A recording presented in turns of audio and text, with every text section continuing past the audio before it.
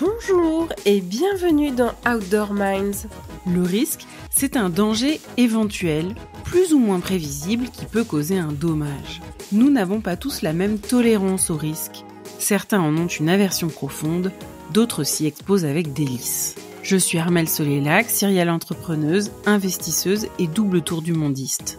Pour cette 6e saison, nous allons explorer les ressorts de la prise de risque avec des athlètes, des entrepreneurs, des investisseurs et des personnalités inspirantes.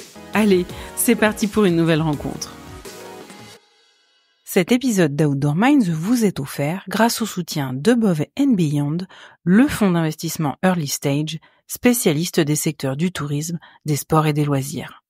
Bonjour, aujourd'hui nous avons le plaisir d'accueillir Chloé Léger de Swim for Change. Bonjour Chloé.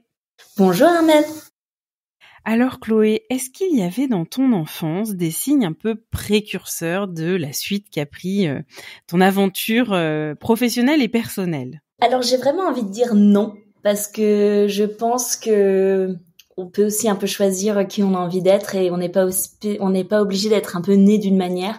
En plus, moi, j'étais vraiment une fille très, très, très peureuse. J'ai une anecdote que ma mère me raconte et me dit que quand j'étais petite, j'avais peur de juste descendre le trottoir. Donc vraiment, les quelques centimètres de la marge du trottoir. J'avais tellement peur de ça. Et je me dis qu'aujourd'hui, j'embarque dans des aventures qui sont assez folles.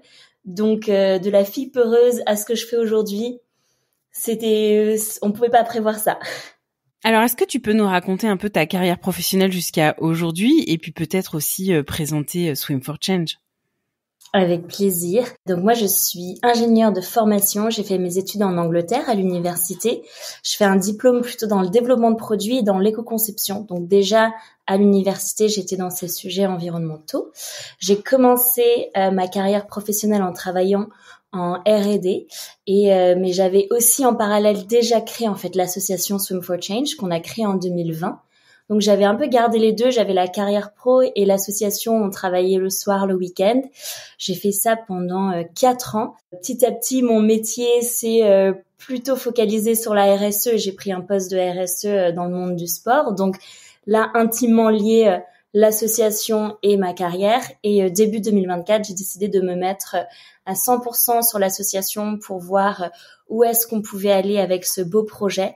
Donc l'association Swim for Change, en fait, on crée des aventures à la nage, on est des nageurs à la base, on fait des aventures pour inspirer et parler d'écologie.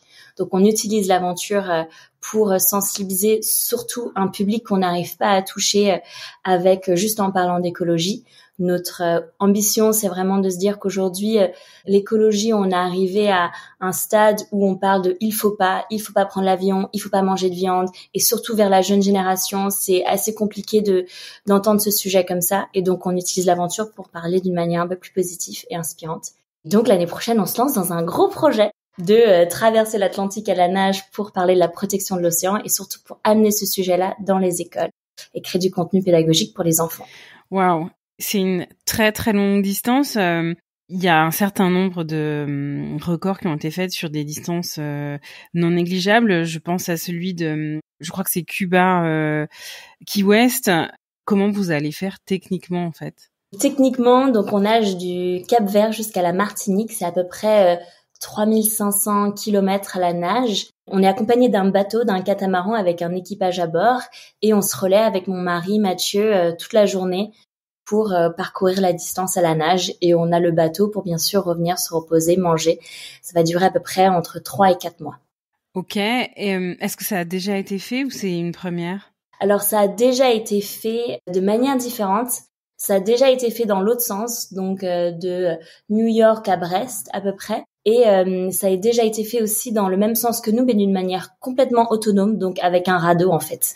Ok. Et du coup, c'est quoi les plus gros risques auxquels vous vous exposez dans ce type de projet ?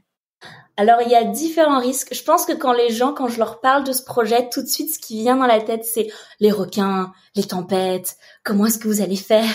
Donc, il y a les risques que les gens imaginent sont les gros risques. Moi, j'ai un Excel avec beaucoup de lignes, avec tous ces risques-là écrits.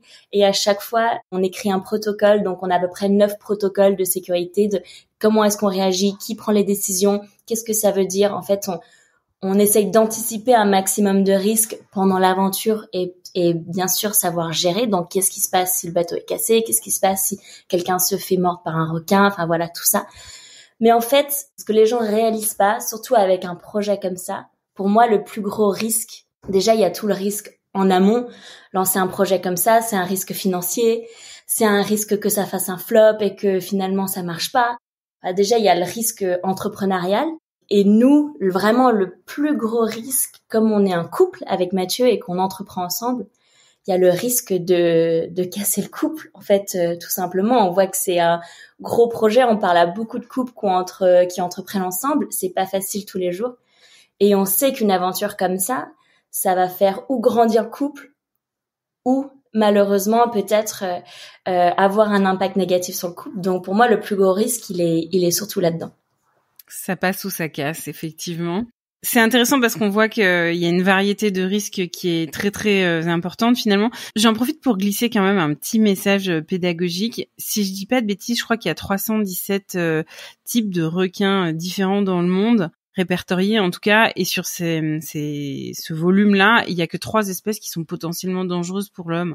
Donc il faut relativiser un peu, et à une époque, le Conservatoire pour la vie marine d'Afrique du Sud avait lancé une campagne, donc c'était il y a un peu plus d'une dizaine d'années, absolument géniale, qui expliquait qu'il y avait plus de gens qui mouraient d'électrocution avec leur grille-pain que de gens qui se faisaient mordre par des requins. Donc voilà, il faut casser certains mythes autour de ces animaux qui sont majestueux et qui sont plus beaux que dangereux, même si quelques films leur ont fait beaucoup de mal dans la mythologie en la matière.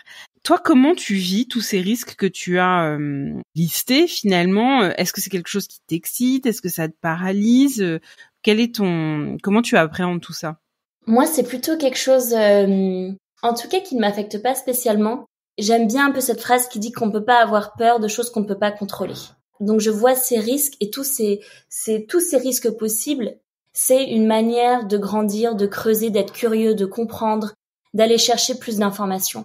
Un des gros risques, par exemple, qu'on est en train de voir en ce moment, c'est comment est-ce qu'on va faire pour être 6 sur un bateau, confiné pendant 4 mois, en plus dans un état de fatigue et de difficulté.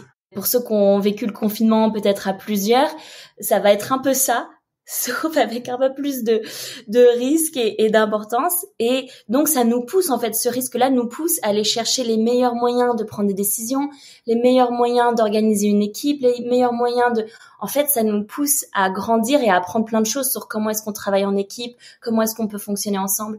Et c'est juste un exemple, mais en fait, tous ces risques et tous les risques qu'on traverse en créant un projet comme ça nous permet en fait de grandir, d'apprendre et d'être hyper curieux pour aller essayer de préparer un maximum et d'éliminer les possibilités du risque. Ouais, je pensais que en fonction du type de risque, il y en a qui t'auraient excité et d'autres paralysé. Je pense que si je serais paralysée par un des risques, je n'irais pas. Et je pense que j'ai un peu une phrase que j'aime bien me redire, c'est « Everything happens for a reason ». Et donc, quelque part, tout ce qui se passe a une raison derrière. Donc là, par exemple, on est dans une grosse phase commerciale où on essaye de chercher les partenaires pour l'aventure. On se prend bien sûr beaucoup de partenaires qui reviennent et qui nous disent non, qui veulent pas suivre. Ça peut paralyser le risque financier derrière. Je sais que pour certains membres de l'équipe, c'est plus compliqué. Moi, je me dis, en fait, s'ils veulent pas suivre, c'est parce qu'il y aura quelqu'un de meilleur derrière et il y aura autre chose qui va être encore mieux derrière et que c'était fait comme ça, quoi. Ah, j'aime beaucoup cette philosophie. Si tu regardes ton parcours, pour toi, quelle a été la plus grosse erreur que tu as pu faire et surtout, le plus important, qu'est-ce que tu en retiens? C'est une bonne question. Je pense que professionnellement parlant, la plus grosse erreur, c'est surtout l'année dernière où j'ai vraiment eu une phase où je me suis complètement oubliée dans le travail. J'ai oublié à prendre soin de moi, j'ai oublié à poser mes limites. Et ça m'a coûté en fait ma santé mentale. Et je pense que c'est quelque chose que beaucoup de gens vivent aujourd'hui. Et ça a été vraiment déjà un moment très très difficile où on se remet beaucoup en question. J'ai perdu pratiquement toute ma confiance en moi. Donc aujourd'hui, je peux dire que je ne suis pas paralysée par le risque et tout ça, mais parce que j'ai eu des mois aussi à retravailler un peu sur ces sujets-là et à retravailler sur moi. Mais ça a vraiment été, quand je regarde un peu les dernières années de travail, ça a été la plus grosse erreur. finalement pas mis moi et ma santé en priorité dans le monde du travail. Et je pense que ce que j'ai appris aujourd'hui, c'est que dans me lançant dans un nouveau projet en plus entrepreneurial qui demande beaucoup de temps, beaucoup d'énergie, où les heures de travail parfois on les compte pas, c'est de savoir quand même moi-même me poser mes limites, prendre des vacances, prendre des week-ends, prendre des moments pour se reposer, parce qu'en fait sinon personne est capable de durer ça, et à un moment ça peut péter. Sur des projets comme Swim for Change et cette traversée de l'Atlantique, c'est des projets au long cours. Il y a effectivement le temps de réalisation, mais en fait le temps de préparation est beaucoup plus important. Qu'est-ce qui te fait tenir quand c'est difficile finalement? Où est-ce que tu puisses ta motivation? Comment est-ce que tu puisses ta motivation dans des moments un peu délicats? Ça fait 4 ans qu'on fait des aventures avec Swim for Change, et il y a quelque chose qui est vraiment une valeur assez importante pour nous. La première valeur de l'association, et quelque chose qu'on a toujours eu dans nos aventures, c'est qu'on est toujours très très bien entouré par la famille, par les amis. Et c'est le partage, c'est de pouvoir être épaulé, soutenu par la famille. Nos premières aventures, quand on nageait, on avait des kayakistes à côté de nous pour nous aider à nous guider dans la nage. Et les kayakistes, c'était nos parents, c'était nos frères et sœurs. Voilà, c'était vraiment notre cercle proche. Et je pense pour tenir et réussir à tenir aussi longtemps, là, la préparation, c'est presque 2 ans, c'est d'être soutenu, entouré. Quand on fait des stages d'entraînement, on invite des gens de notre famille. Quand on va à des événements, on a pitché à un événement la semaine dernière, on a invité le père de Mathieu pour venir nous soutenir. En fait, c'est vraiment ça, c'est d'avoir la famille et les amis qui soutiennent tout le projet du début à la fin. Et est-ce que tu as eu des grandes satisfactions, des accomplissements dont tu es particulièrement fière? Alors, on a fait des choses assez extraordinaires, c'est sûr. Ce qui me fait réfléchir, c'est que finalement, quelques années après, dont je me souviens le plus, c'est pas spécialement les grandes choses. Pour donner un exemple, donc la première aventure qu'on a fait, c'est qu'on a descendu la Seine à la nage pour parler et retracer le parcours d'un mégot de cigarette qui est jeté à Paris et qu'on retrouve dans la mer. Donc, on a nagé de Paris à Deauville pendant 1 semaine. Et ça a été un énorme événement. On a rassemblé plus de 1000 bénévoles à Paris pour collecter 855 000 mégots. Donc, on a fait une des plus grandes collectes de mégots. D'ailleurs, c'est encore le record du monde. J'ai eu une photo de moi dans le Parisien. On est passé sur M6 le samedi soir au JT. Donc, il y a tous ces grands moments. Et finalement, moi, ma fierté aujourd'hui, c'est que après ça, mon cousin Ismaël, il m'appelle. Il était à Barcelone à l'époque, il était fumeur, et il m'appelle et il me dit: Chloé, depuis que je suis ton projet, j'ai arrêté de jeter mes mégots par terre et maintenant je les jette à la poubelle. Et c'est ce petit moment, ce petit geste où je me suis dit voilà, on a réussi à changer le comportement de quelqu'un durablement, et finalement ça c'est la plus grosse fierté de ce projet. Ouais, c'est très fort en effet. Quel est le meilleur conseil qu'on t'ait donné? Je pense qu'il y a un conseil qui est à la fois le meilleur et le pire conseil. Moi, mon père, quand j'étais petite, et encore aujourd'hui, mais surtout toute mon enfance, je faisais beaucoup de compétitions, natation, triathlon. Et au départ de chaque course, il me disait: Chloé, tu pars vite, t'accélères au milieu et tu finis en sprint. Donc vraiment le conseil du père hyper compétitif qui veut absolument que sa fille elle gagne et qu'elle aille à fond. Mais finalement je pense que c'est le meilleur conseil, parce que derrière cette phrase-là, il y a juste l'envie de vivre sa vie à fond à chaque moment, de ne pas attendre la fin pour profiter. Et c'était vraiment dès le début, vas-y quoi, vas-y, profite. Et alors du coup, toi, quel conseil est-ce que tu donnerais à quelqu'un qui aimerait se lancer dans une aventure un peu folle comme traverser l'Atlantique à la nage, ou une aventure entrepreneuriale et qui a peur de prendre ce risque? Je pense que donc on est dans le parcours de Ticket for Change, parcours entrepreneurial de Ticket for Change cette année, et un des premiers exercices qu'on a fait dans ce cadre-là qui vraiment m'a marqué pour moi. Et on parle de prendre ses risques, de ne pas avoir peur. Moi, je pense que j'arrive à faire ça aujourd'hui parce que j'ai créé un filet de sécurité en dessous. Et sans ça, j'aurais pas le courage, je pense, de prendre tous ces risques. Et ce filet de sécurité, en fait, c'est un exercice tout simple. Il faut se poser et se dire, OK, combien de temps et combien d'argent, quelles sont les ressources que je suis prête à mettre et à investir dans ce projet. Comme ça, on cadre un petit peu le risque. Avec Mathieu, on s'est dit, voilà, on se donne 2 ans, on se donne tant de dépenses d'argent qu'on a de côté pour faire ce projet-là. Si on va au-delà de ça, on abandonne, ça veut dire que ça marchera pas et c'est pas grave.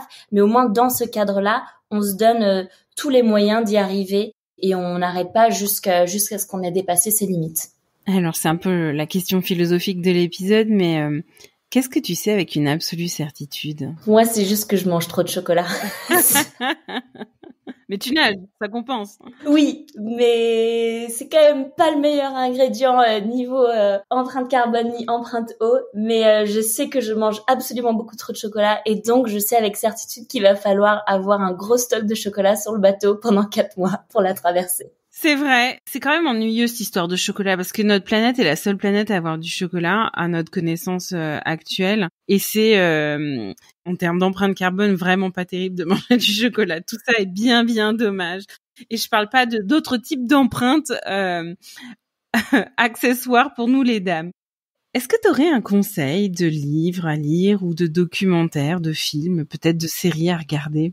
Alors moi, il y a une histoire inspirante que je suis depuis plusieurs années. C'est vraiment une femme pour moi qui m'inspire. C'est Gertrude Ederle, qui est une nageuse, bien sûr, qui est la première femme à avoir traversé la Manche à la nage et qui, en plus, très important, a battu le record de tous les hommes avant elle. Et cette année, meilleure chose qui s'est passée pour moi, c'est qu'il y a un film incroyable qui est sorti sur son histoire, qui s'appelle Young Woman and the Sea. Et j'ai pu le regarder il y a quelques semaines finalement. J'ai eu le temps de me poser et de le regarder. Et c'est une histoire incroyable. Pour moi, elle est tellement inspirante. Et je pense qu'on parle de peur, on parle de risque. Elle incarne la résilience parce qu'il y avait quand même tous les hommes voulaient vraiment pas qu'elle réussisse. Et je vous le spoil pas le film, mais il faut absolument aller le regarder. Est-ce que tu sais sur quelle plateforme on peut le regarder en ce moment ? Il est sur Disney+.